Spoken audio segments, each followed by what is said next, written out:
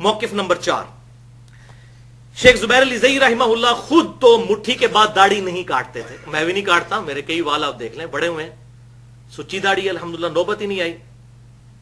خود نہیں کاٹتے تھے، لیکن مٹھی کے بعد داڑھی کاٹنے کے جواز پر فتویٰ دیتے تھے اور اجماع صحابہ سمجھتے تھے، اور بالکل ٹھیک ہے، کیونکہ دو ہی صحابی ہیں داڑھی بڑھانے کی روایت کرنے والے، سیدنا عبداللہ ابن عمر اور سیدنا ابو ہریرہ رضی اللہ تعالیٰ عنہما، اور دونوں مٹھی کے بعد داڑھی کاٹا کرتے تھے. اور یہ پیٹ اصول ہے محدثین کا کہ راوی حدیث اپنی حدیث کو سب سے بہتر سمجھتا ہے.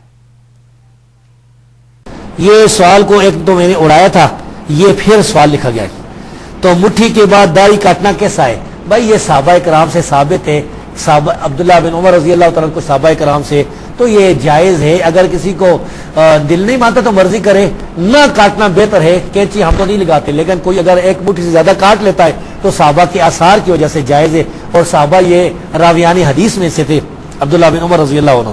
اور یہاں پر دو موقف ہیں. ایک موقف ہے کہ کینچی لگانا حرام ہے، یہ ہندوستان کے اس 100 سال 14ویں صدی کے علماء نے یہ مسئلہ بنایا ہے، یہ پہلے کوئی مسئلہ نہیں تھا. ایک مسئلہ یہ ہے کہ ایک مٹھی سے زیادہ کاٹنا واجب ہے، یہ مسئلہ شیخ البانی نے بنایا ہے، یہ پہلے بھی کوئی نہیں. یہ دونوں مسئلے غلط ہیں، شیخ البانی کا بھی اور یہ ہمارے کچھ استادوں کا بھی. صحیح مسئلہ یہ ہے کہ جائز ہے کوئی کاٹ لیتا ہے ایک مٹھی سے زیادہ، اور نہ کاٹے یہ بہتر ہے. اور اگر وہ تھوڑی تھوڑی اس کی ہے تو بھی فاسق ہے.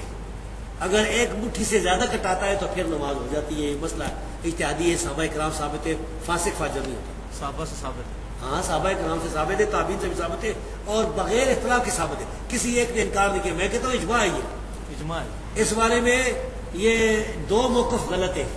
ایک ہمارے استاد جو ہے نا، میرے کئی استاد ارے حدیث علماء جو کہتے ہیں داڑھی کو کینچی لگانا حرام ہے، یہ بھی غلط ہے.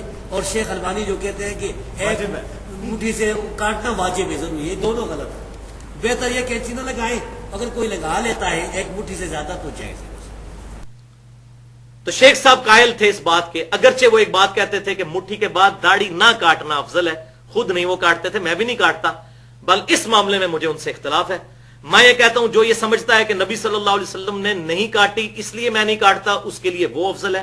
اور جو یہ سمجھتا ہے، جو میں نے ثابت کیا ہے پوری گفتگو میں، کہ عبداللہ بن عمر اس لیے داڑھی مٹھی کے بعد کاٹتے تھے کہ نبی صلی اللہ علیہ وسلم کی قدرتاً ہی مٹھی داڑھی تھی، سینے کے ابتدائی حصے تک، نحر تک تھی. جو شمائل ترمذی میں دنیا میں ایک ہی حدیث ہے، اس میں نحر کے الفاظ ہیں، تو نحر تک مٹھی بنتی ہے. اور شیخ صاحب کو جب میں نے فون پہ بتایا، کہتے ہیں علی بھائی اتنا بڑی چیز آپ نے ایکسپلور کر دی ہے. میں پریشان تھا کہ عبداللہ بن عمر کیوں مٹھی کے بعد داڑھی کاٹتے تھے. اچھا وہ پھر حضور کی نقل اتارتے ہوں گے کہ میری داڑھی حضور سے لمبی نہیں ہونی چاہیے. میں نے کہا شیخ صاحب یہی تو بات میں بتا رہا ہوں. کہتے ہیں یہ بہت زبردست بات آپ نے ایکسپلور کی ہے، بڑی انہوں نے الحمدللہ میری تائید کی اس حوالے سے. اور میں نے اس پہ پورا لیکچر دیا ہے مسئلہ نمبر 33 کے نام سے، داڑھی کی اہمیت اور اس کی مقدار کے صحیح احکام و مسائل. 1 گھنٹے کی گفتگو ہے داڑھی کے حوالے سے، الحمدللہ ایک ایکسکلوسیو وہ لیکچر ہے اس حوالے سے. بہرحال شیخ البانی کا نظریہ جو ہے وہ بہت سخت ہے. وہ کہتے ہیں مٹھی کے بعد داڑھی رکھنا حرام ہے. اب لینا اپنے بزرگوں کی بھی خبر. زبیر علی زئی صاحب کے تو سارے پیچھے پڑ گئے کہ انہوں نے کہا جائز ہے. تو شیخ البانی جو مفتی اعظم سعودی عرب، محدث اعظم سعودی عرب رہے ہیں، وہ تو کہتے ہیں مٹھی کے بعد داڑھی کاٹنا واجب ہے. ان کی نیٹ پہ تصویریں رکھی ہیں، مجھ سے چھوٹی داڑھی ہے ان کی، جن کو کہتے ہیں البانی رحمہ اللہ. تو ان کا تو یہ موقف تھا، تو وہ دوسری ایکسٹریم پہ چلے گئے. تو درمیان کا راستہ وہی ہے جو شیخ صاحب نے الحمدللہ اس حوالے سے اختیار کیا. اور یہاں پہ میں کڑوی بات کر دوں، مٹھی کے بعد داڑھی تو نہیں کاٹتے، پھر داڑھی کو گرا دینی شروع کر دیتے ہیں ایسے ایسے تاکہ چھوٹی نظر. ہمارے جیلم میں کتنے علماء ہیں، ان کی داڑھی اگر کھولی جائے نا تو ناف سے نیچے جاتی ہے، وہ ساری انہوں نے اندر لپیٹی ہوتی ہے. تو یہ یاد رکھیے گا بھائیو، سنن نبی داؤد میں انٹرنیشنل نمبر کے مطابق 36 نمبر حدیث ہے، اور مشکات میں 351 نمبر حدیث ہے، سنن نسائی میں موجود ہے.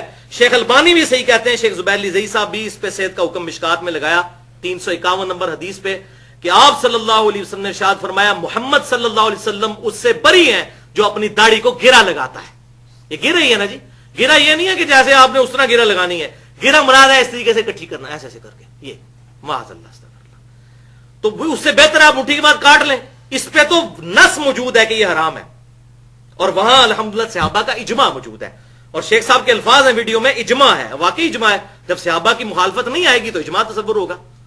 صحابی کے کسی عمل پر کوئی صحابی اختلاف کرے گا نا پھر ہم کہیں گے، ورنہ تو جو تراویح کی جماعت ہے آپ صلی اللہ علیہ وسلم سے 3 دن کے بعد تو ثابت نہیں، بلکہ آپ تو اتنے سخت ناراض ہوئے اور کہا کہ گھر جا کے پڑھو، تو آپ کو یہ کہ سیدنا عمر نے بدعت شروع کروائی معاذ اللہ. تو صحابہ کا فہم جو ہے وہ نبی صلی اللہ علیہ وسلم کی احادیث کا دی بیسٹ فہم ہے. تو اکثر شیخ صاحب ایک جملہ بولتے تھے کہ 14ویں صدی کے علماء کا فہم نہیں ماننا، صحابہ تابعین اور تبع تابعین کا فہم ماننا ہے. الحمدللہ. صحیح بخاری اور مسلم کی متفق علیہ حدیث ہے کہ امام کائنات صلی اللہ علیہ وسلم نے فرمایا کہ داڑھیوں کو معافی دو، واعفوا اللحا، داڑھیوں کو معافی دو اور مونچھیں پست کرو اور مشرکین کی مخالفت کرو. یہ حدیث نمبر ہے 5892. نمبر میں اس لیے ساتھ بتا رہا ہوں انٹرنیشنل کیونکہ یہ کریٹیکل ہے. اس کے ساتھ ہی اسی سند پہ عبداللہ بن عمر رضی اللہ تعالیٰ عنہ کا عمل بھی لکھا ہوا ہے. یہ تعلیقاً نہیں ہے، سند کے ساتھ ہے کہ عبداللہ بن عمر رضی اللہ تعالیٰ عنہ حج اور عمرے کے موقع پر اعلانیہ پبلکلی، حج اور عمرے پہ تو سارے اکٹھے ہوئے ہوتے ہیں نا، اور مجھے تو خوشی ہے کہ حج عمرے پہ یہ کام کرتے تھے تاکہ کوئی چھپ کے کیا ہے تو پتہ ہی نہیں چلا. حج عمرے پہ کرتے تھے، 40,000 صحابہ زندہ تھے، کسی نے نہیں ان پہ بدعت کا فتویٰ لگایا، ورنہ ہماری کتابوں میں آ گیا ہوتا.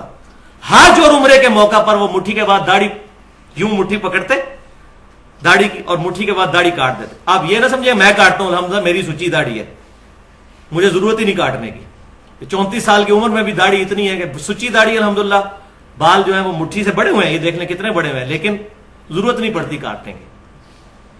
اگر کوئی ایسی داڑھی ہو کہ جس کو دیکھ کے لوگ گھن کھائیں تو اس میں تو میں ضرور کاٹتا، پھر اس کو سنت کے مطابق کرتا، تاکہ داڑھی کی عظمت لوگوں کے دلوں میں یہ نہیں ہے کہ ایک پوچھل یہاں سے لٹکی ہوئی ہے اور پاکی پلیتی کا دھیان کرنا بھی مشکل ہو گیا. یہ داڑھی سے نفرت دلانے والی بات ہے، یہ صرف بے سمجھی ہے. وہ آگے آ جائیں گی حدیثیں. آج تو میں یہ بھی کلیئر کروں گا کہ حضور کی اپنی داڑھی کتنی تھی. جو جھوٹ بولا جاتا ہے کہ سینہ تک بڑھتی تھی، وہ بھی آج آ جائے گا انشاءاللہ تعالی. تو حج اور عمرے کے موقع پر وہ یہ کام کرتے تھے، کاٹ دیتے تھے. اور مٹھی یہ ہوگی، یہ بات جدید مولویوں نے کہا جی مٹھی یہ ہے. یہ مٹھی بھائی میرے، یہ مٹھی بہت بعد میں آئی ہے، ایسے 200-250 سال پہلے کہ 2 مٹھیاں جوڑی جائیں تو 1 فٹ بنتا ہے. یہ ڈکشنری کی مٹھی بعد میں آئی ہے. یہ صحابہ کے فرشتوں کو بھی نہیں پتا کہ یہ مٹھی بعد میں کسی نے بنانی ہے. یہ مٹھی نہیں ہے. مٹھی میں داڑھی پکڑتے ہیں، جب پکڑنا ہے تو ایسے کر کے پکڑنا ہے، یوں یہ پکڑنا ہے، یہ پکڑ کے وہ کاٹا کرتے تھے. یہ صحیح بخاری میں موجود ہے حج اور عمرے کے موقع. اب ہم فنیٹک بھی نہیں ہیں. ایک ضعیف حدیث موجود ہے جامعہ ترمذی میں کہ نبی صلی اللہ علیہ وسلم اپنے طول سے داڑھی کو کاٹتے تھے اور عرض سے بھی کاٹ کے داڑھی کو چھوٹا کیا کرتے تھے. لیکن حدیث ضعیف ہے، ترمذی میں ہے. اس میں عمر بن ہارون متروک ضعیف راوی ہے، اس کی حدیثیں ترک کی گئی ہیں، ضعیف روایت ہے، وہ ہم پیش نہیں کر رہے. اس حدیث کے اوپر 2 اعتراض ہوتے ہیں علمی. ایک علمی ہے اور ایک غیر علمی جاہلانہ اعتراض ہے. میں دونوں اعتراض بیان کر کے ان کو انشاءاللہ تعالی کنکلوڈ کرتا ہوں. پہلا اعتراض جو علمی کیا جاتا ہے وہ یہ ہے کہ جی حج اور عمرے پہ یہ کرتے تھے نا، عام دنوں میں تو نہیں کرتے تھے. اچھا، حج اور عمرے پر کرنا ان کا اعلانیہ ہے، اور آپ تو داڑھی کاٹنے کو، کینچی لگانے کو کہتے ہیں حرام. حج عمرے پہ تو اس سے بڑا حرام ہوگا. کیوں کاٹتے تھے وہ؟ تو کیا آپ حج عمرے پہ قائل ہیں؟ تو کہیں گے نہیں، تو پھر آپ تو دلیل ہی نہیں پیش کر سکتے. تو حج اور عمرے پر کاٹتے تھے تو یہ بھی آپ کی غلط فہمی ہے. آپ سے مراد وہ لوگ جن کو یہ غلط فہمی. عبداللہ بن عمر رضی اللہ تعالی عنہما، عبداللہ بن عباس رضی اللہ تعالی عنہما، سیدنا ابو ہریرہ رضی اللہ تعالی عنہ، تینوں چوٹی کے صحابہ مطلقاً داڑھی کاٹا کرتے تھے مٹھی کے بعد. وہ میں آپ ثبوت دینے لگا ہوں. الموطا امام مالک. امام مالک وہ شخصیت جن سے 700 حدیثیں صحیح بخاری میں امام بخاری نے لی ہیں 2 واسطوں سے. الموطا امام مالک میں گولڈن چین کے ساتھ یہ حدیث ہے. گولڈن چین آپ کو پتا ہے نمبر 1 روایت جو امام بخاری فرماتے ہیں کہ امام مالک نے سنا ہو نافع سے، اور نافع نے عبداللہ بن عمر سے، اور عبداللہ بن عمر نے رسول اللہ صلی اللہ علیہ وسلم سے. یہ گولڈن چین ہے. اس روایت کے اوپر الموطا امام مالک میں انٹرنیشنل نمبرنگ کے مطابق 895 نمبر اثر ہے کہ عبداللہ بن عمر رضی اللہ تعالیٰ عنہ نے جس سال حج کرنا ہوتا اس سال پھر رمضان سے لے کر حج تک اپنی داڑھی کے بالوں کو اور سر کے بالوں کو نہیں کاٹتے تھے. کس سال؟ جس سال حج کرنا ہوتا اس سال رمضان سے لے کر حج تک نہ سر کے بال کاٹتے تھے نہ داڑھی کے بال، پھر حج سے فارغ ہو کے کاٹتے تھے. اس سال نہیں کاٹتے تھے، رمضان سے لے کر حج تک، یعنی عام حالت میں کاٹتے تھے. بالکل واضح چیز. تو یہ واضح ثبوت ہے کہ عبداللہ بن عمر رضی اللہ تعالیٰ عنہما صرف اس سال ہی داڑھی کے بال نہیں کاٹتے تھے جس سال حج کرنا ہوتا تھا، وہ بھی رمضان سے لے کے حج تک آگے پیچھے کاٹتے تھے. اس کے بعد امام مالک وہی حدیث لے کے آئے جو صحیح بخاری اور مسلم میں ہے، صحیح بخاری کے اندر، کہ عبداللہ بن عمر رضی اللہ تعالیٰ عنہما حج کے موقع پر مٹھی کے بعد داڑھی کاٹ لیتے تھے. یہ دونوں حدیثیں الحمدللہ امام مالک کٹھی لے کے آئے ہیں، مسئلہ ہی حل کر دیا. جیسا کہ صحیح بخاری میں تو صرف یہی تھا کہ سیدنا عمر رضی اللہ تعالیٰ عنہ نے ابی ابن کعب اور تمیم داری رضی اللہ تعالیٰ عنہما کو حکم دیا تھا کہ وہ رمضان میں لوگوں کو تراویح پڑھائیں. صحیح بخاری میں رکھتے کوئی نہیں ہے اس کے ساتھ. الموطا امام مالک میں یہ روایت لے کے امام مالک نے اگلی روایت پھر لی ہے کہ ان کو حکم دیا کہ 11 رکعتیں پڑھائیں، 8 رکعت تراویح اور 3 وتر. تو یہاں بھی امام مالک نے امت پہ احسان کیا ہے، دونوں چیزیں جمع کر کے مسئلہ ہی حل کر دیا. اور الحمدللہ یہی بات ہے جو سنن نبی داؤد کے اندر انٹرنیشنل نمبرنگ کے مطابق 2357 نمبر حدیث ہے، اکلوتی حدیث ہے رمضان کی دعاؤں پہ. اس کے علاوہ رمضان کی کوئی دعا ثابت نہیں ہے صحیح سند کے ساتھ. یہ اکلوتی حدیث ہے کہ عبداللہ بن عمر رضی اللہ تعالی عنہما رمضان میں جب روزہ افطار کرتے تو پڑھتے ذهب الظمأ وابتلت العروق وثبت الاجر انشاءاللہ. یہ سنی ہوئی ہے نا دعا، شکر ہے. اسی کے آگے اگلی پورشن یہ جو بیان ہی نہیں کیا جاتا. وہ ان کے شاگرد کہتے ہیں کہ عبداللہ بن عمر رضی اللہ تعالیٰ عنہ یہ دعا پڑھتے اور کہتے ہیں نبی صلی اللہ علیہ وسلم یہ دعا پڑھا کرتے تھے کہ پیاس مٹ گئی، رگیں تر ہو گئیں اور ہمارا اللہ کے حضور اجر پکا ہو گیا. اور پھر ساتھ ہی وہ راوی کہتے ہیں کہ ایک یہ کام میں نے عبداللہ بن عمر کو کرتے ہوئے دیکھا اور دوسرا میں نے یہ دیکھا کہ عبداللہ بن عمر مٹھی کے بعد داڑھی کاٹ دیا کرتے تھے. اس میں حج عمرے کا ذکر نہیں ہے، مٹھی کے بعد داڑھی کاٹ دیا کرتے تھے. یعنی انہوں نے کہا کہ میں نے یہ دو عمل عبداللہ بن عمر کو کرتے ہوئے دیکھے ہیں، ایک یہ دعا پڑھتے ہوئے. اب کوئی اس حدیث کو ضعیف کرنے کی کوشش کرے نا، دعا ہی فارغ ہو جائے گی، وہ کہیں نہیں کرے گا. شیخ البانی بھی صحیح کہتے ہیں، شیخ زبیر علی زئی صاحب بھی صحیح کہتے ہیں. دنیا کا کوئی محدث جرت ہی نہیں کر سکتا اس حدیث کو ضعیف کہنے کی. الحمدللہ یہ والا مسئلہ بھی کلیئر ہو گیا. بلکہ شیخ زبیر علی زئی صاحب کی تو ویڈیوز انٹرنیٹ پہ پڑی ہوئی ہیں، انہوں نے تو بالکل صحیح بات، ننگی بات کر دی ہے کہ صحابہ کا اجماع ہے کہ مٹھی کے بعد داڑھی کاٹنا جائز ہے. اجماع انہوں نے لفظ استعمال کیا، واقعی اجماع ہے. مخالفت پہ کوئی بات ہی نہیں ملتی. جب مخالفت نہیں ہوگی تو اجماع تصور ہوگا. تو دوسرا اعتراض ہے غیر علمی اور جاہلانہ اعتراض. اب چونکہ وہ اعتراض ہے، اب کیا کریں؟ اعتراض کو تو پھر دور کرنا ہے کہ جی یہ تو عبداللہ بن عمر کا ذاتی عمل ہے، یہ معاذ اللہ عبداللہ بن عمر نے بعد میں حضور کے یہ بدعت کر دی. نبی صلی اللہ علیہ وسلم تو ثابت تو نہیں ہے. ہم نے تو دیکھنا ہے نبی صلی اللہ علیہ وسلم نے کیا کیا. عبداللہ بن عمر نے ان کے اگر خلاف کیا ہے تو یہ خلاف کا ڈیسیژن آپ کریں گے؟ پورے 1400 سال میں، یہ 14ویں صدی کے مولویوں سے پہلے کسی محدث نے کہا کہ عبداللہ بن عمر نے خلاف سنت کام کیا. چیلنج ہے میرا، پیش کریں. حدیث کے بڑے بڑے امام گزرے ہیں، وہ تو اس کو فہم سمجھتے ہیں عبداللہ بن عمر کا، کہ انہوں نے تو صحیح فہم استعمال کیا کہ عبداللہ بن عمر رضی اللہ تعالیٰ عنہ صحابی ہیں، ان کا عمل بھی ہمارے لیے حجت ہے. ہاں اگر ان کا عمل نبی صلی اللہ علیہ وسلم سے ٹکرائے گا اور باقی صحابہ بھی یہ بات کہہ دیں گے کہ یہ عمل ان کے خلاف ہے تب ہوگا، ورنہ آ جائے پھر میدان میں. پھکی بھی لے لیں. اس کا جواب میں نے پھر دینا دو پھکیوں کے ذریعے. پہلی پھکی یہ ہے کہ نبی صلی اللہ علیہ وسلم نے کتنے دن تراویح جماعت سے پڑھی ہے؟ 3 دن. صحیح بخاری اور مسلم میں تمام ذخیرہ حدیث میں موجود ہے. اب جو چوتھے دن پڑھے گا وہ نبی صلی اللہ علیہ وسلم کی سنت پہ تو عمل نہیں کر رہا. لہٰذا سعودی عرب میں، مکہ مدینہ میں بھی یہ 3 دن کے بعد تراویح ختم کروائی جائیں، پاکستان میں بھی ختم کروا دی جائیں، کیونکہ نبی صلی اللہ علیہ وسلم تو ثابت نہیں ہے. اور نہیں جی حضرت عمر نے، وہ ابو بکر صدیق سے بھی ثابت نہیں رضی اللہ تعالیٰ. حضرت عمر کے بھی شروع کے سالوں میں نہیں ہے، وہ صحیح بخاری اور مسلم میں موجود ہے. کچھ سال گزرنے کے بعد انہوں نے یہ کام شروع کیا. نہیں جی حضرت عمر، تو حضرت عمر کدھر آ گئے جی بیچ میں؟ آپ حضرت عمر کے جا کے آپ دامن میں پناہ لے رہے ہیں. اب کہاں گیا مسئلہ کہ نبی صلی اللہ علیہ وسلم کا عمل ہم نے دیکھنا ہے تو بند کروائیں. جو چندے اکٹھے کرتے ہیں رمضان کے اندر 27 دن چندے اکٹھے کرنے ہوتے ہیں نا، تو بند کروائیں. 3 دن کے بعد تراویح تالا لگائیں مسجدوں کو، فرض نماز کے بعد بند کروائیں. انہیں جی صحابہ کا عمل ہے. اور بھائی اب آپ کو بات سمجھ آئے گی کہ صحابہ کرام کا اگر اجماع ہو جائے اور صحابہ میں اختلاف نہ پایا جاتا ہو، وہ عمل اسی طریقے سے حجت ہے جس طرح کہ نبی صلی اللہ علیہ وسلم کا اپنا عمل ہے. کسی بھی صحیح حدیث سے یہ ثابت نہیں کہ نبی صلی اللہ علیہ وسلم نے ظہر کی 4 رکعتیں ایک سلام سے پڑھی ہوں. آپ 2 سلام سے پڑھتے تھے، 2 الگ 2 الگ. یہ صحابہ سے ثابت ہے ایک سلام سے پڑھنا، ہم اسی لیے جائز سمجھتے ہیں.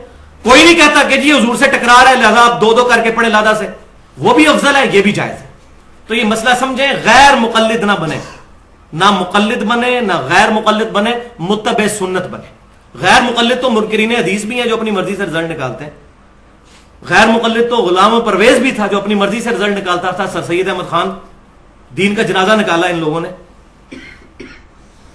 غیر مقلد تو وہ بھی تھے. نہ مقلد نہ غیر مقلد، متبع سنت اور سلف کے منہج پر کتاب و سنت کو سمجھے. تو یہ تو ہوگی پہلی پھکی. اب دوسری پھکی ہے، یہ ہے وہ خطرناک پھکی جس کی وجہ سے الحمدللہ سارے علماء کا ہاضمہ جو ہے وہ صحیح ہو چکا ہے جب سے یہ حدیث میں نے نکالی ہے باہر.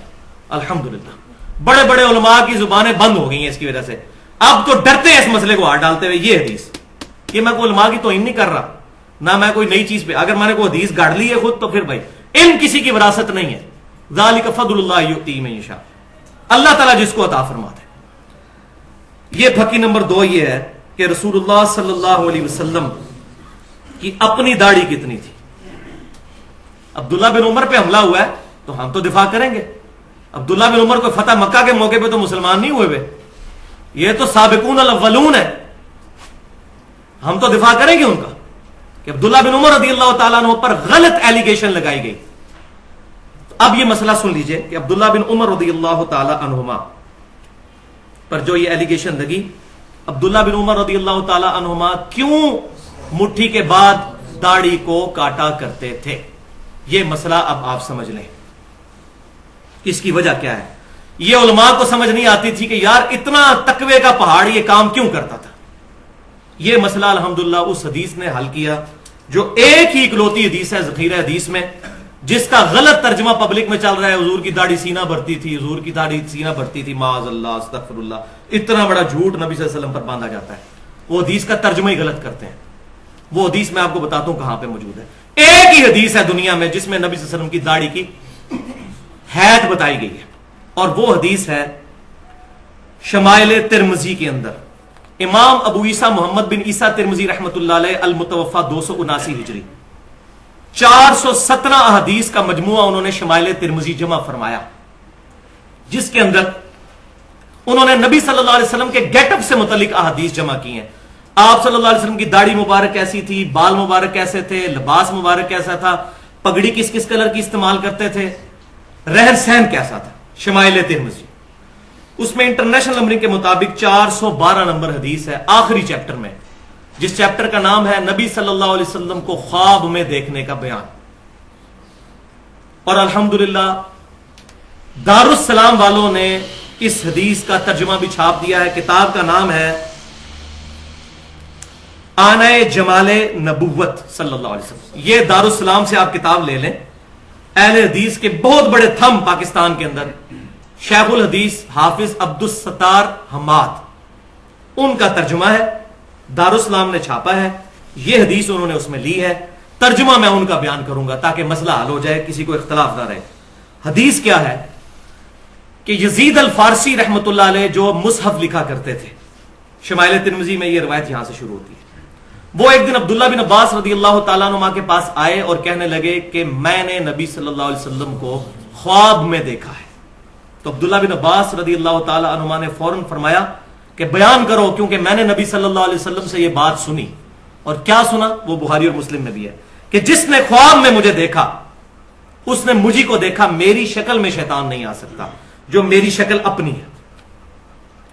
تو اس تابعی نے پھر وہ ڈیٹیل سے خواب بیان کی اپنی.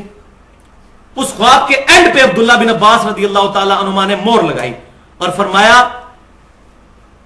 کہ جو تو نے خواب بیان کیا اگر تو اپنی زندگی میں بھی نبی صلی اللہ علیہ وسلم کو دیکھتا تو اس سے مختلف نہ پاتا. ایگزیکٹ یہی حلیہ نبی صلی اللہ علیہ وسلم کا تھا.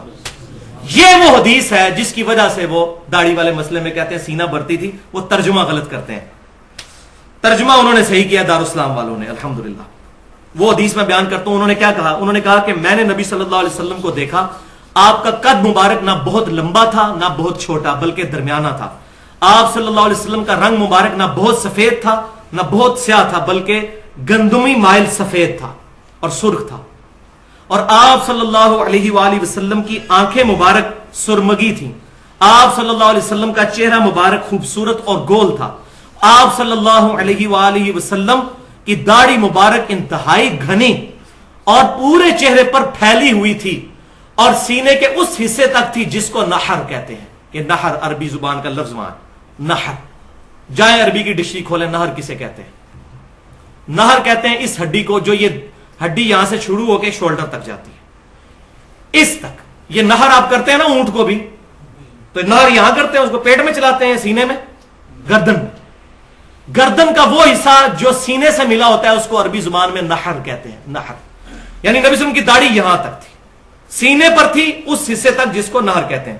میری بھی تقریباً ادھر تک پہنچ چکی ہے نہر. یہ نرم حصہ جہاں سے ختم ہوتا ہے اور یہ ہڈی شروع ہوتی ہے, یہ نہر. نہر. اور الحمدللہ ترجمہ دارالاسلام نے بالکل صحیح کیا ہے کہ نبی صلی اللہ علیہ وسلم کی داڑھی مبارک گنجان, چہرہ مبارک کا احاطہ کیے ہوئے اور سینے کے ابتدائی حصے پر پھیلی ہوئی تھی. سینے کے ابتدائی حصے, یہاں سے سینہ شروع ہوتا ہے, ناف تک رہتا ہے سینہ, یہ ابتدائی حصہ ہے, آخری حصہ ناف ہے, یہاں تک پھیلی تھی. اللہ تعالیٰ جزائے خیر دے, بالکل صحیح ترجمہ کیا.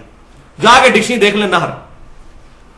اس حدیث کو پڑھنے کے بعد یہ ہے جس کا غلط ترجمہ کیا, سینہ بڑھتی تھی, اور کوئی کہتا ہے ناف سے نیچے تھی. معاذ اللہ, اتنی توہین کرتے ہیں. نبی صلی اللہ علیہ وسلم کی شکل مبارک ایسی ہوگی کہ لوگ دیکھ کے گھین کھا جائیں. اٹریکٹفل پرسنالٹی تھی آپ صلی اللہ علیہ وسلم کی. یہ نہیں ہے کہ جناب وہ بالکل جا رہی ہے, پاکی پلیدی کا بھی دھیان نہیں ہے, ایسی نہیں تھی داڑھی مبارک. جھوٹ. نہر, یہ نہر تک تھی. ہاں یہ تھی کہ وہ گنجان تھی نہر تک. اب یہ دیکھیں ذرا, یہ میرا اجتہاد ہے جس پہ علماء پریشان ہے. یہاں رکھیں مٹھی اور یہ داڑھی دیکھیں بالکل نہر پہ آتی ہے. تو عبداللہ بن عمر رضی اللہ تعالیٰ عنہ مٹھی کے بعد داڑھی اس لیے کاٹتے تھے کہ اپنی داڑھی کو حضور کی طرح کرنے کی کوشش کرتے صلی اللہ علیہ وسلم. کیوں؟ یہ وہ شخص ہے جس نے صحیح بخاری اٹھا کے دیکھیں, حج کے سفر کے دوران وہاں سواری بٹھائی جہاں نبی صلی اللہ علیہ وسلم بٹھاتے تھے, وہاں پیشاب کیا جہاں نبی صلی اللہ علیہ وسلم پیشاب کرتے تھے, وہاں بیٹھ کے کھانا کھاتے تھے جہاں نبی صلی اللہ علیہ وسلم کھانا کھاتے تھے. ایک ایک چیز کو کاپی کرتے تھے. اسی طریقے سے وہ داڑھی کو بھی کاپی کرتے تھے کہ میری داڑھی نبی صلی اللہ علیہ وسلم کی طرح نظر آنی چاہیے, اس لیے وہ مٹھی کے بعد داڑھی کاٹ دیا کرتے تھے. الحمدللہ یہ صدیوں سے مسئلہ جو تھا یہ ریزالو ہوا ہمارے اس اجتہاد کے ساتھ, اور الحمدللہ یہ جب چیز سامنے آئی ہے اب کسی کی جرت نہیں کہ اس کا کوئی علمی جواب دے سکے. الحمدللہ. تو لیکن یہ فرقہ واریت سے بالا تر ہو کر چیزوں کو سننا چاہیے. داڑھی کو مذاق نہ بنائے. میں نہیں کاٹتا مٹھی کے بعد, دیکھ لیں میرے بات, لیکن میں مسئلہ غلط, میں پینٹ نہیں پہنتا لیکن جائز سمجھتا ہوں اس کو. اپنا کرنا نہ کرنا اور چیز ہے, لیکن شرعی فتویٰ نہیں لگے گا. لہذا یہاں پہ یہ بات یاد رکھیں کہ دونوں موقف ایکسٹریم پہ ہیں. پینڈولم کی دو ایکسٹریم ہے. ایک شیخ البانی کا موقف ہے. شیخ البانی یہ کہتے ہیں کہ مٹھی کے بعد داڑھی کاٹنا واجب ہے, جو کاٹتا نہیں وہ حرام کا مرتکب ہے. آپ انٹرنیٹ پہ شیخ البانی کی تصویریں پڑی ہوئی ہیں, میرے سے بھی چھوٹی داڑھی تھی ان کی. جو صحیح الالبانی, حسن الالبانی, البانی سارے کر رہے ہوتے ہیں پاکستان میں, ان کی اپنی داڑھی کتنی تھی ذرا دیکھیں. اور وہ کوئی شاگرد جس کی داڑھی لمبی ہوتی تھی مٹھی کے بعد پکڑ کے وہ ضرور کٹوا دیا کرتے تھے اور کہتے تھے واجب ہے کاٹنا. یہ ایک ایکسٹریم ہے, میں نہیں اس کو صحیح سمجھتا. دوسری ایکسٹریم وہ ہے جو 14ویں اور 15ویں صدی کے پاکستانی مولویوں کی, انڈیا کے مولویوں کی ہے, جو کسی سے بھی نہیں ثابت, پہلے 1400 سال میں کسی سے نہیں ثابت کہ جی مٹھی کے بعد داڑھی کاٹنا حرام ہے. کسی نے نہیں لکھا. یہ 14ویں صدی کی پیداوار ہے مسئلہ. ہے تو نکالیں. اچھا جی وہ کہتے ہیں جی آپ نکالیں سلف سے ثابت ہو کاٹنا, تو عبداللہ بن عمر سے بڑا سلف کون ہے بھائی؟ ہمارا تو سلف موجود ہے مونڈ, اور میں نے پورے دلائل دے دی. آپ ذرا دکھائیں کوئی ایک صحابی جس نے یہ کہا ہو کہ مٹھی کے بعد داڑھی کاٹنا حرام ہے. کسی نے عبداللہ بن عمر کو ٹوکا ہو تو واف اللحا کی تفسیر عبداللہ بن عمر ہی بتائیں گے جو حدیث کے راوی ہیں رضی اللہ تعالی عنہما, اللہ کی کروڑوں رحمتیں ہوں ان پر. اب تیسرا مسئلہ اس کے اندر, دو میں نے ایکسٹریم بتا دی کہ کاٹنا حرام اور ادھر کاٹنا واجب. تیسرا درمیان کا راستہ ہے, وہ یہ ہے کہ مٹھی کے بعد اگر کوئی داڑھی کاٹ لیتا ہے تو یہ جائز ہے. وہ میں نے سارے دلائل دے دیے. یہ مسئلہ بھی اجتہادی ہے. اگر وہ عبداللہ بن عمر کی طرح کاٹتا ہے تاکہ اپنی داڑھی کو حضور صلی اللہ علیہ وسلم کی طرح کرے تو اس کے لیے وہ افضل ہوگا کہ مٹھی کے بعد داڑھی کاٹے, اس کے لیے وہ افضل. یہ جو مشہور کیا ہے جی کوئی نہ, جو بعض لوگ جس طرح شیخ زبیر علی زئی صاحب کا موقف ہے, میں ان کے ساتھ نہیں اس مسئلے پہ ایگری کرتا. وہ کہتے ہیں کہ مٹھی کے بعد کاٹ لو تو جائز ہے, نہ کاٹو تو افضل ہے. میں یہ کہتا ہوں کہ نہ کاٹو یہ افضل ہے. یہ کہاں لکھا ہوا ہے؟ حدیث کا راوی تو عبداللہ بن عمر کاٹتے تھے, ना काटो अफजल कहां लिखा हुआ है? काटना अफजल अगर नहीं लिखा हुआ तो ना काटना अफजल भी कहीं नहीं लिखा हुआ। और जी अब्दुल्ला बिन उमर का अपना इज्तिहाद था, और खुदा के लिए इसको इज्तिहाद मानेंगे तो फिर तो ठीक है। अगर आप इनको ये कहेंगे कि अब्दुल्ला बिन उमर रज़ियल्लाहु ताला के हम इज्तिहाद को नहीं मानते, तो फिर अगर रावी के मसले को मानना है तो इसका मतलब है कि दाढ़ी बढ़ाने का मतलब ही है कि मुट्ठी दाढ़ी होनी चाहिए। तो हम उस तरफ भी नहीं जाते, हम दरमियान में रहते हैं। हम कहते हैं कि ये दो इज्तिहादी मसले तीसरे पॉइंट पे बनेंगे जो दरमियान वाला है। एक ये है कि अगर कोई अब्दुल्ला बिन उमर की तरह काटता है कि मेरी दाढ़ी नबी सल्लल्लाहु अलैहि वसल्लम से बड़ी नहीं होनी चाहिए, उसको उसने नियत पे सवाब मिलेगा।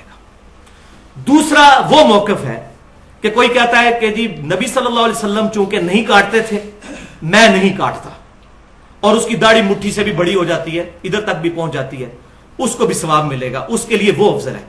काटने वाले के लिए भी अफजल है, ये नियत पे डिपेंड करता है। दलील दोनों के पास कोई नहीं है। दलील अगर किसी की मजबूत है वो काटने वाले की है, अगर आप अब्दुल्ला बिन उमर वाले मसले में जाएं तो।